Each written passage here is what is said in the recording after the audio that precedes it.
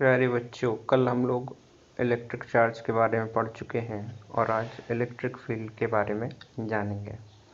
तो कल electric charge की स्टडी करते समय हम लोगों ने मास को मैकेनिक्स में जैसे बेसिक माना था वैसे चार्ज को माना था। तो यहाँ पे इलेक्ट्रिक फील्ड की बात करेंगे तो ग्रेविटेशनल फील्ड को भी कंसीडर करके चलेंगे, बिकॉज इससे समझने में हमें काफ़ी आसानी हो जाएगी। जैसा कि हमें पता है कि gravitational force is the weakest force present in the nature. सबसे कमज़ोर फोर्स है, फिर भी अर्थ और मून के बीच में ग्रेविटेशनल फोर्स होता है। फिर आप लोग सपोज कीजिए कि चार्जेस के बीच में तो स्ट्रॉन्ग फोर्स होता है, दो छोटी छोटी मैग्नेट भी हैं तो उनके बीच का फोर्स हम महसूस कर सकते हैं, उसको फील करके देख सकते हैं। ओके, तो यहाँ पे अब हम लोग एक कोई ये पॉजिटिव मैग्नेट या पॉजिटिव चार्ज लेके बीच में खड़ा है, इसके चारों तरफ चक्कर लगाए जा रहे हैं और एक किसी भी पर्टिकुलर पॉइंट पे डायरेक्शन देखी जा रही है कि repulsive force, because similar kind of charges repel each other. Repulsive force की डायरेक्शन आउटवर्ड है और अगर हर एक पॉइंट पे, मतलब ये सर्कल्स कंप्लीट करके हर एक पॉइंट पे डायरेक्शन इंडिकेट की जाए तो उसका पैटर्न कुछ ऐसे आ जाएगा। Okay, for positive charge and positive charge. तो इसी पैटर्न को फिर हम लोग कहेंगे field lines of force. Okay, इन्हीं को कहेंगे field lines of force. And if we connect the arrows with field lines the picture becomes. ठीक है, तो अब हम लोग फील्ड लाइन की एक डेफिनेशन बना लेंगे। Field lines are originated or starting from positive charge and ending at negative charge. Okay, system of two charges को देख लेते हैं। सिस्टम ऑफ टू चार्जेस में ये देखिए पॉजिटिव चार्ज से नेगेटिव चार्ज की तरफ फील्ड लाइंस जा रही हैं और नेगेटिव चार्ज पे हमेशा इनकमिंग फील्ड लाइंस हैं, जबकि पॉजिटिव चार्ज पे आउटगोइंग फील्ड लाइंस हैं। और कोई भी चार्ज इसके पास में लेके आएंगे तो हर एक फील्ड लाइन से वो अफेक्ट होगा। Okay, next, the electric field exerts force on charges. There is energy associated with the position of a particle in that field. मतलब कि जो एनर्जी पोजीशन से एसोसिएटेड होती है that is called potential energy.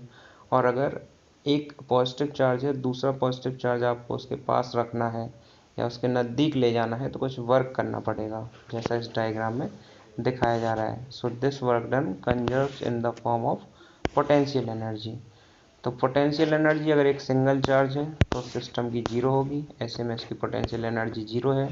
लेकिन जब दूसरा चार्ज इसके पास लाया जाएगा, इसमें जो वर्क होगा वो पोटेंशियल एनर्जी के फॉर्म में कंजर्व हो जाएगा। So we say that the work goes into the potential energy.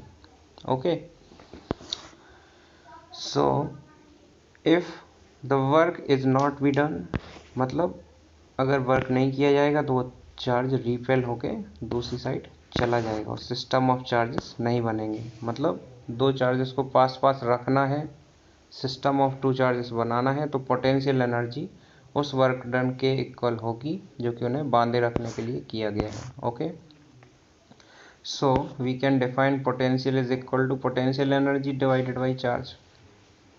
कर सकते हैं ना डिफाइन। और potential energy is equal to work done in making that system of two charges. So this equation defines a new quantity, the electric potential. Electric potential को वैसे भी define किया है, the work done in bringing a charge from infinite to that point, जहाँ पे infinite का potential zero मान के चलते हैं। So this equation defines a new quantity, the electric potential. Potential measures energy per charge. ये भी वैसे ही है बिल्कुल। Its units are joules per coulomb और नया नाम इसको वोल्ट दे दिया। 1 volt is equal to 1 joule per coulomb. Okay, तो इसका प्रैक्टिकल मीनिंग और समझ लीजिए। वोल्ट का प्रैक्टिकल मीनिंग या पोटेंशियल का प्रैक्टिकल मीनिंग क्या होता है, वो अलग वीडियो डाली हुई है मैंने, उसमें देख लेना डिटेल वाली। As with any new definition in physics, it is important to understand the basic concept. So basic concept is that if a battery is rated 6 volt, 6 volt की बैटरी होने का ये मतलब होता है कि वो यूनिट चार्ज को 6 जूल एनर्जी प्रोवाइड कर सकती है moving from one end to the another.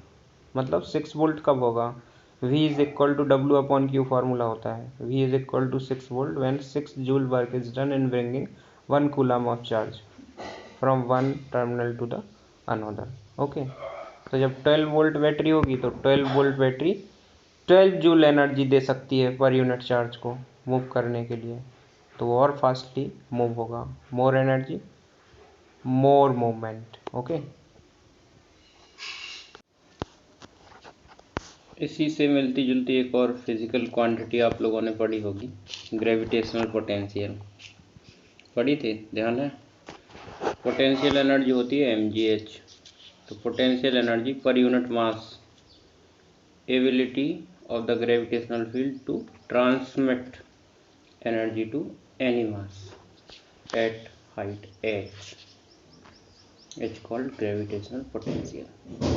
तो ऐसे ही इसमें ये पोटेंशियल को डिफाइन किया गया है। ओके, तो अब यहाँ पे एक डाउट है इनके, so here a charge but I still don't get it, what is a charge anyway, पता नहीं है इनको कि चार्ज होता क्या है। I mean it must be something, must not it. वो कह रहे हैं क्या मुझे थोड़ा और कुछ समझाया जा सकता है? तो आंसर है इसका कि आपको और कुछ नहीं समझना है, आप कंफ्यूज मत बने रहिए, क्योंकि यहाँ आपको केवल ये डिस्क्राइब करना है how charge and fields behave. Okay, what if you can hang on until the end of the book, I will tell you a little about quantum theory say charges and fields really are।